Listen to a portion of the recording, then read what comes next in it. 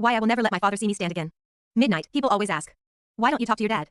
Family is everything, right? 010, they didn't grow up in my house. My father had a rule. He believed that in the presence of men, women should never be higher than a man's waist. 022, when I was 14, my sister and I were banned from using chairs. We had to sit on the floor while our brothers and father ate at the mahogany table. 035, but it got worse. One day, my dad decided that even standing up was a sign of arrogance. He forced us to move through the house on our hands and knees, all day long. 050, he called it practicing humility. If he caught us straightening our backs or walking upright to reach a shelf, he'd make us crawl the perimeter of the gravel driveway until our palms were shredded and our knees were bruised black and blue. 110, we had to cook, clean, and scrub the baseboards while staying low to the ground. 125, I remember my mother, she was a shadow of a person, scurrying across the linoleum to bring him his newspaper. She didn't even look up.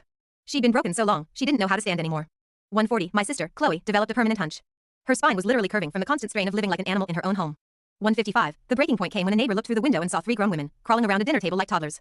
210, when the police arrived, my father tried to tell them it was a traditional exercise for spinal health. He actually tried to stay calm while the officers saw the bloodstains on the kitchen floor. 225, they took us away that night. I'll never forget the feeling of the first time I stood up straight in a hospital hallway, without fear. 240, my father still sends letters from prison, saying I've lost my way and that I'm too proud. 255, I don't answer. 3 o'clock, because the only time I'll ever look down at my father again is when I'm standing tall over everything he tried to break. 315, some people call it tradition. 322, I call it a cage I finally climbed out of.